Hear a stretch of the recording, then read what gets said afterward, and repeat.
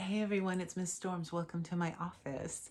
We're going to read a bit more Crater Lake by Jennifer Killick. We are on chapter 20, and that is page 211 if you're reading along. The title of this chapter is The New Chets. With Chet's back in the group, our confidence is rising.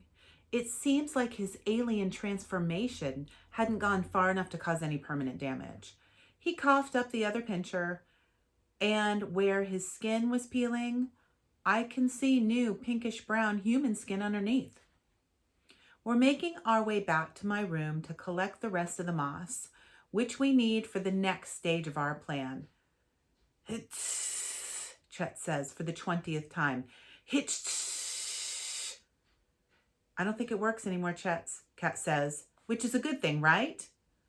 I don't know. I didn't like the pinchers, but the balls of venom were kind of cool. Imagine what I could do with them. Send anyone to sleep whenever I wanted. The spitballs were gross, man, Max says. I can't believe you want them back. Yeah, the Chets we knew would be disgusted, I say, looking across at my best friend, who has a new air of something about him. Turning into an alien changes you, literally and also emotionally, he says. We all laugh. It's so good to have him back. I'm sorry for the things I said to you, Lance, he says. You're my best friend, and you've always had my back. Deep breaths. I can explain why I trapped Trent in the toilets and why I didn't tell you about it. I know you did it for a good reason, Chet says. You don't need to explain.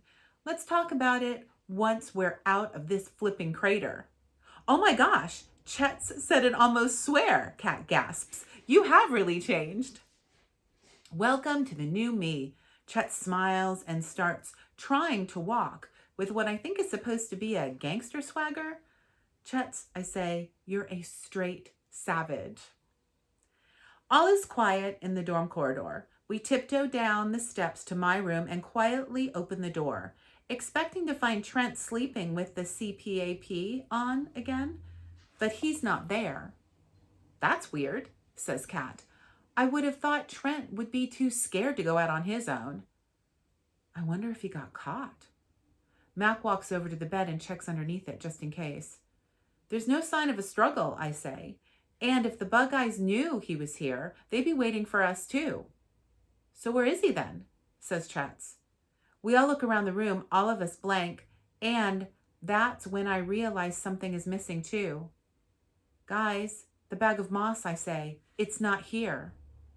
The CPAP is missing too, says Mac. Mac and Kat start opening the drawers and checking under the duvet, but I know where it's gone. Trent's taken them, I say. He's taken them and gone for the gate to try to escape. He's saving himself, Kat gasps. Of course he is, says Max. Why the hell did we trust him? This is bad, really bad. We can't run the plan without the tardigrades. Can we get some more? Chet asks. We took all of it, Kat says. There was nothing left at the gate, and all the rest got dug up when they made that ditch. The ditch runs all the way around the crater, Chet says, except for by the road, and a noise from outside the door makes us jump. The door handle turns. Someone's coming into the room. I look around. There's nowhere to hide. No way to escape. No weapons to hand. Brace yourself, guys, I whisper. We'll need to bundle together in 1. The door starts to open. 2. I see a hand, then a shoe. 3. I yell, and we all jump on the person coming in. Get off! It's me! A familiar voice shrieks at us. Aid! Kat says. And her deep death grip, headlock, becomes a tight hug. You made it!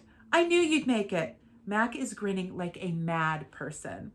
I'm so happy, I can't say anything. She's dirty, has a few scratches and scrapes and a torn t-shirt sleeve, but she's okay. She was right. She was more than capable. I should have trusted her. Good to see you, Chets, says Adrian. Good to see you too. Jets hugs her. So where are we with the plan? She asks, once we've all calmed down a bit. It was going great, I say. You can see from Chet's lack of creepy pinchers and alien eyes, but Trent did a runner with the Tartamas, Mac says. What a swine, Adrian says. Not that I'm shocked. I always thought you liked Trent, Chet says, looking a bit confused. In spite of the really, really bad situation we're in, we all start to laugh. What? Says Chet's. I'll tell you later, Aid says, taking off her backpack. But first, you might want to look at what I've got in here. She unzips her bag. It's crammed full of slimy green moss. How? Kat says. I went to the river to try to lose the bug eyes, says Aid, and there was lots there. I thought I might as well grab some. Legend, I say. We're back in business. It's 6:30 p.m. when we slink through the center, back to our old friend, the kitchen. Thanks to Chet's inside information, we know that the bug eyes will eat dinner at exactly 7 p.m. And we worked out for ourselves what they'll be eating. The kitchen is lined with shelves full of giant tubs and packets of different foods. We find the shelf we need and look at our options. They've already had tomato, chicken and leek, and potato, I say. They'll want something different to keep a balanced nutritional content, says Chet's. So there's lentil, chunky mushroom, or farmhouse vegetable. We'll be able to disguise it best in the farmhouse vegetable, I say. Look at all the lumps of green in there. There's no way they'll notice some handfuls of moss. Good call, says Mac. And he starts pushing all the other flavors of soup to the higher shelves, while the rest of us open the tubs of farmhouse vegetable and crumble in the moss. We give the soup a good stir, put the lids back on, and by the time we're finished, you can't tell that the soup has been tampered with. We place the moss soup right at the front of the shelf that's easiest to access. How are we going to make sure they eat it? Kat says. Leave it to me. Chet pulls his crater-like sunglasses out of his pocket. The rest of you should hide. They'll be here any minute.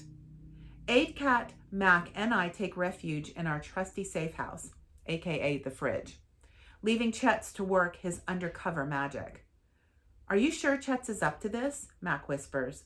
He can do it, I say.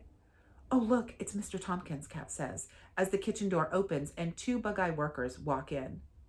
The 4 of us peek very carefully through the tiny opening we've left so we can spy out of the fridge. He's ruined his special t-shirt. He's going to be really upset when this is all over, says Adrian. R.I.P. t-shirt, he says. It's the end of an era. Life will never be the same again. And there's Cahill, says Mac. Mr. Tompkins and Cahill hanging out together, making some soup. At last, Chet says to them as they walk across the kitchen. I've been hunting excessively all day. My body needs sustenance. Proper nourishment is vital to these soft bodies, Mr. Tompkins says. We will prepare the food with due haste. Good, says Chet. I shall help you prepare the nourishment. He picks a tub of farmhouse vegetable off the shelf and passes it to Cahill. We're grateful for your assistance, Hunter, but should you not return to your duties? The human prey is still loose in the crater. We cannot allow them to hinder us. I am the hunter. I will decide the best use of my time. Chet thumps his fist down on the counter in an aggressive way that I didn't think Chet was capable of. Of course, Hunter, as you wish, Mr. Tompkins says, and he starts pouring the mossy surprise into a huge pot on the cooker. When the nourishment is hot, serve it immediately, Chet says. I will perform one more circuit of the crater before I join the hive for my sustenance. He walks out of the kitchen. Mr. Tompkins and Cahill finish warming the soup. Then they carry it from the kitchen in the steaming pot. You don't think the water bears have been cooked to death, do you? Kat says. They should be fine. Remember, they can survive extreme conditions, including really hot or cold. They're probably swimming around in the soup having a tardy time, says Mac. Did you see me? Chet comes running in. How awesome was I? You were so convincing, says Adrian. I've never heard you speak that way before. It was weird. You did great, Chet, I say, but it's going to be harder to convince Hoach and Digger you're still a bug-eye. Are you ready for this? I'm ready, he says. Then let's prepare for the final stage, I say. It's all or nothing now. That's the end of chapter 20. Chapter 21 next time. Bye.